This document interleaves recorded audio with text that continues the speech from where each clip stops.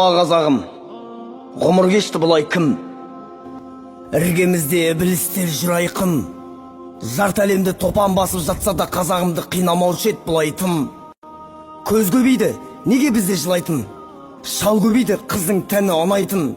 Қыз көбейді, көше кезген сырайқын. Сағатына 25 мың сұрайтын. Бекер емес су тасса, жер көшсе, қаһарына ұшырадық құдайдың. Не көрмедің еліктегіш жұртымай? Әке көрдік туған қызын қорлаған, аға көрдік қарындасын зорлаған. Көңіл қосып атасы мен келіні, көпшіліктің көңілдері болдалаң. Шеше көрдім саудалаған сәбейін, ана көрдім 16-ға толмаған. Бала көрдік безбүйректі оңбаған, өз анасын қарт үйіне жолдаған. Жатырына сидыр алған шешені, шатырына сыйғызбайтын сорлы адам. Қанша жерден қопарсаң да архивті, тарихыңда мұндай сұмдық болмаған. Атой салып атқа мінген ұлтымнан жігіт көрдім қыз текелік қолдаған. Қызың қайтет, қызық бопты солмаған.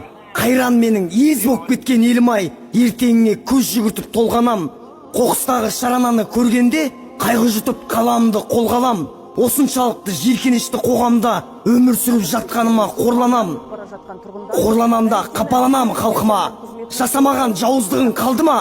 Қарап отсам хайуандыққа барудан бәрекелді, басы боздық малды да.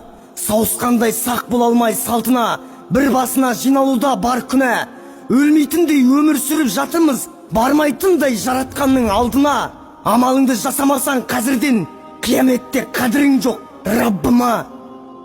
Қадірің жоқ, қаржың да жоқ қасыңда, көрге барып көмілгенде сүлдірі. Оян қазақ, білдіреді бұл нені? Әлде сені алып қалар тозақтан, ол жақта да көкелерің жүрмеді. Қара жерде қатуланып қарайдау, көрге салсаң күнә толы мүрдені. Қайран қазақ, халің қандай күрделі, шырт ұйқыдан шошып жиі оянам. Мен осыны түсінгелі, білгелі.